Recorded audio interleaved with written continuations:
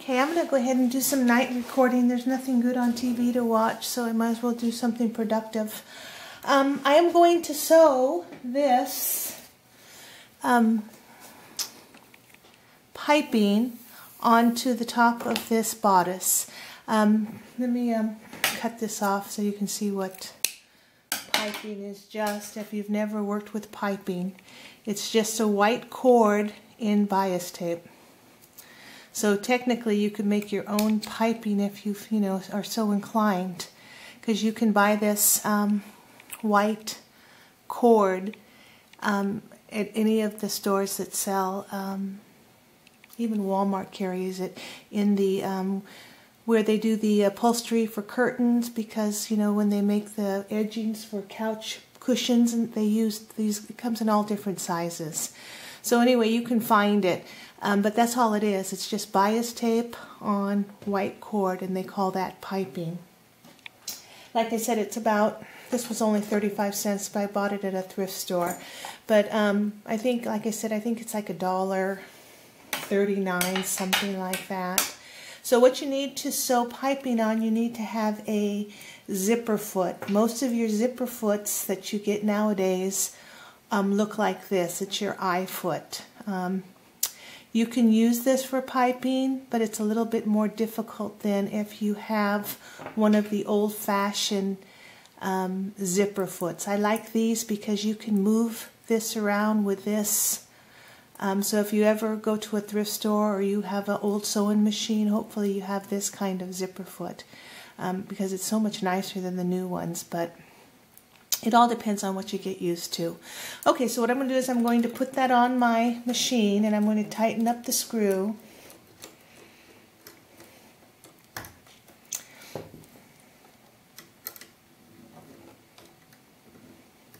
You can still use one of these, but you're going to have to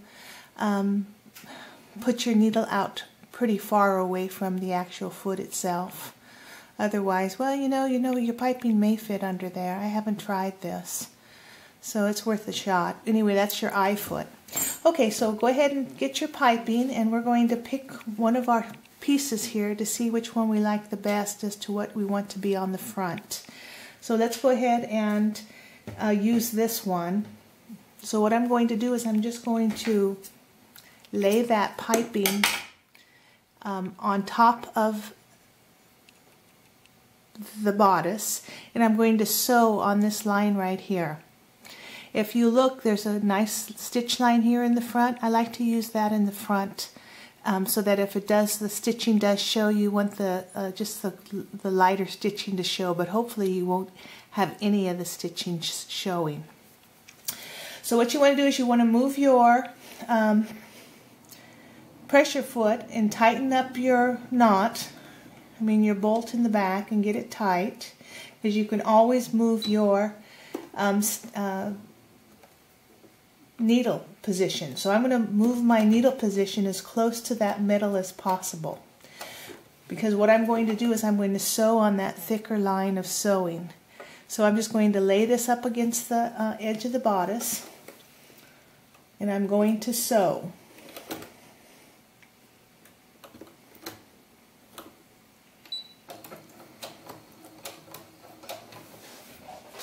I'm going to use a bigger stitch so it doesn't take me so long to sew this. So what I'm doing is going to just line that up just like that, and I'm going to just keep sewing on that line of stitching.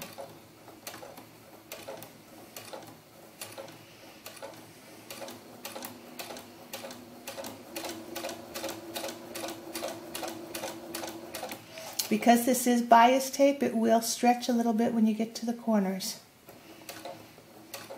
But you want to sew on that line of stitching, because your next line of stitching is going to be what you sewed on this time.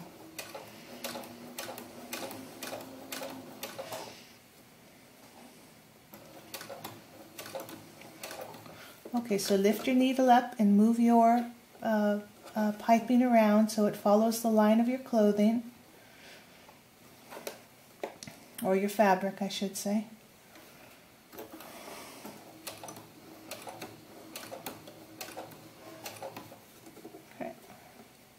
Usually they use this on collars, pillows. What else do they use piping on? A lot of clothing. Used to be quite popular as a embellishment. You can get some really pretty, really classy looks with piping.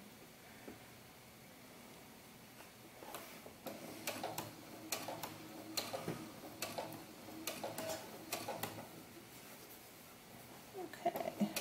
There might be an easier way. This is the only way I know how to do it.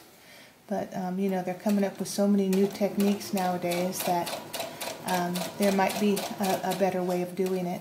They even got the special attachments now that for like cording and all kinds of stuff. Not cording, but like trims. I'm just going to backstitch a couple, cut my thread. Okay, and then I'm going to cut that off. Okay, so basically that's what it looks like. And unfortunately I have a seam right in the middle. I didn't even see that. See that seam there in the bias tape? But it's okay, it's not a big deal. Alright, so we've got that. So now what we're going to do is we're going to take our other piece and we are going to put that right on top of the other one. And we're going to sew on the other side, right on the other side of that line of stitching.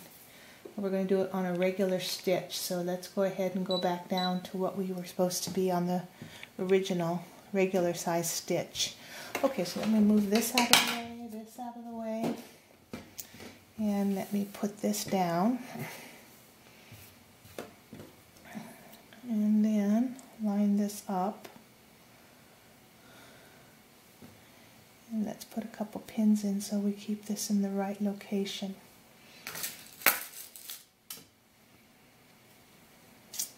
Okay, there's one.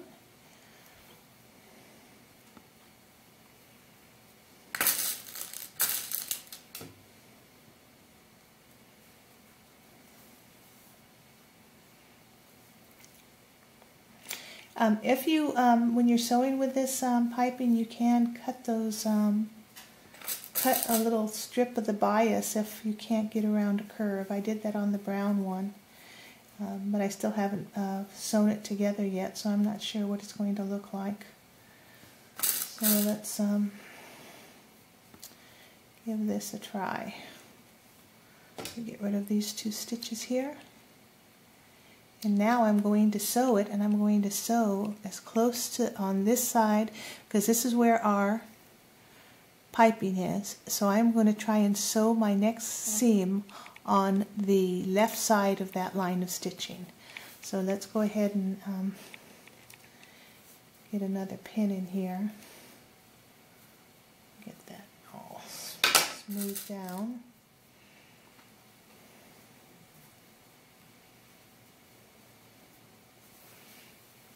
Okay, let's give it a try. Okay, let me make sure you're in the right location here. Okay, so I'm going to sew just to the left of this line of stitching. So let's put that on there, go down, and let's back stitch. Okay, and now let's go forward.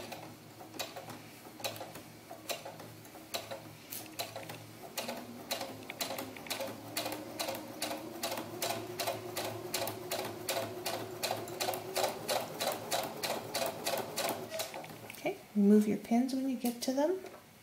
Make sure your fabric is in the right place. Follow that line of stitching.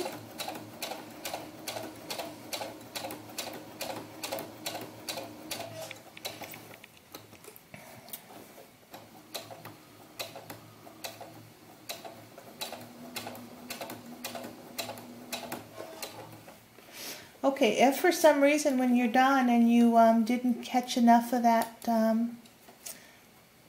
piping and it doesn't look right, you can always go back and do deeper stitching.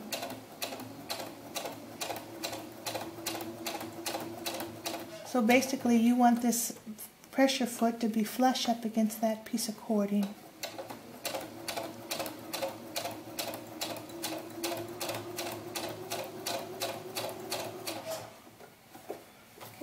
last one.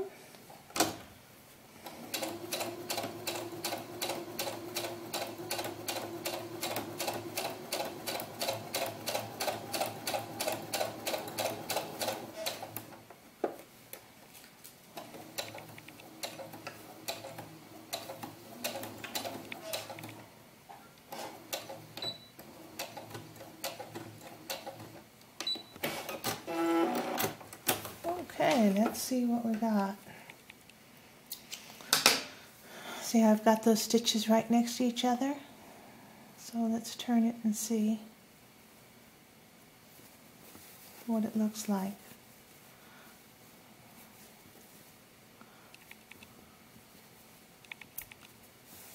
Okay. Alright, see what I was talking about, those little stitches there? That was that middle piece. I could go back there and get a little deeper on the inside. But other than that, that was pretty good. Just that one little spot in the middle I have to worry about. But you see how that piping looks on that?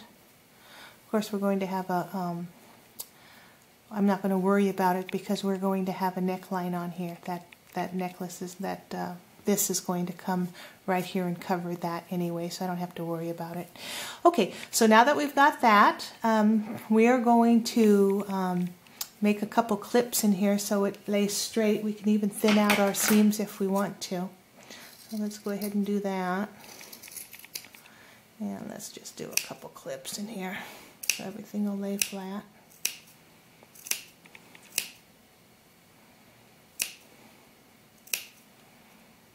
Okay. So what I do is, what I like to do is I take my iron and I iron this up 1/4 of an inch on each side. So let me go ahead and get my iron out and we'll go ahead and do that. Well, I'll do that when we come back because right now I'm going to change this. I'm going to show you how to start the stitching on this. Let's go to a different pressure foot. So let's take this one off.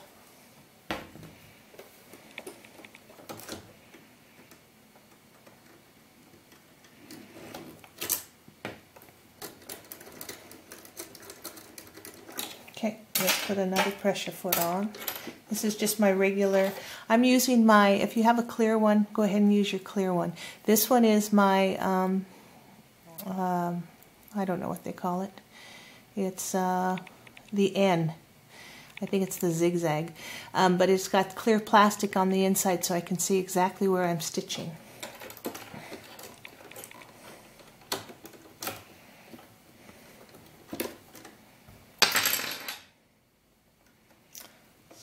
Go ahead and tighten that up. So on this one I'm going to put my needle position exactly dead center. And the reason why I'm doing that is because I am going to follow the line of that paper.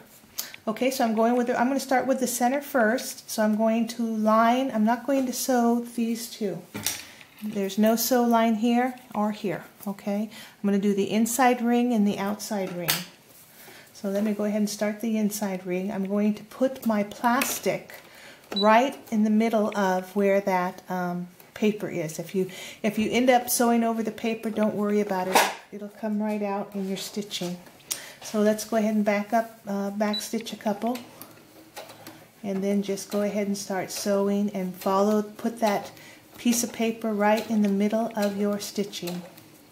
So you're actually sewing just scant of that one. And if you're outside of the lines every once in a while, it's not going to hurt.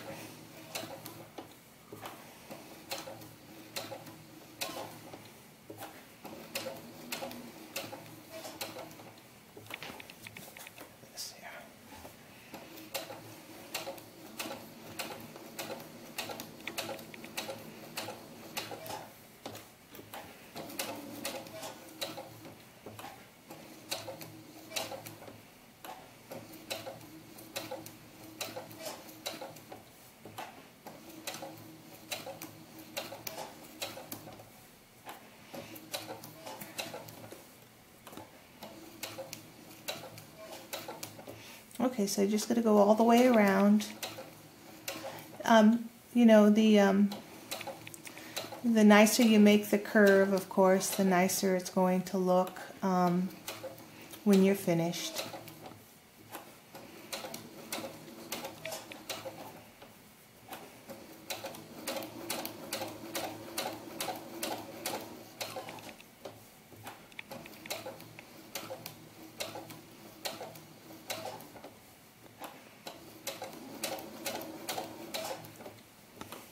Cut this off. Take your pin out and finish up that one seam.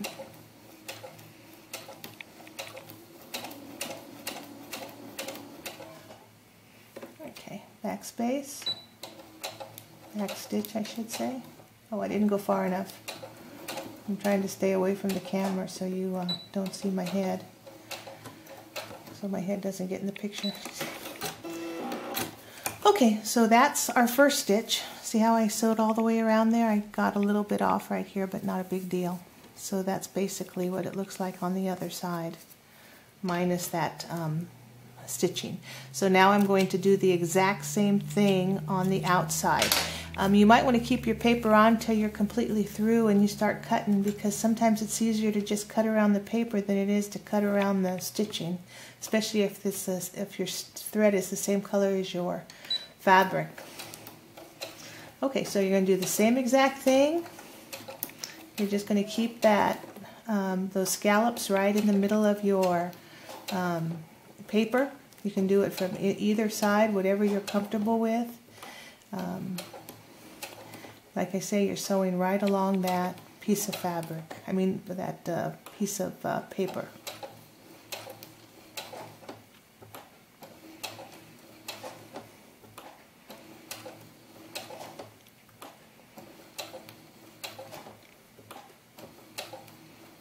Even if you would have cut this out and then done it like you do regularly, you're still going to have to go slow around these curves, because there's really not much. Well, you know, you can go a little faster than I am as far as what's on the video, but anyway. Okay, I'm going to stop right here and go to the next one. So I'll come back and then I'll have that those two bottom pieces ironed up. I'll have this finished sewn, then we'll cut it out and we'll turn it inside out. We'll put some Velcro on it and finish off that bodice. Okay, so I'll be right back.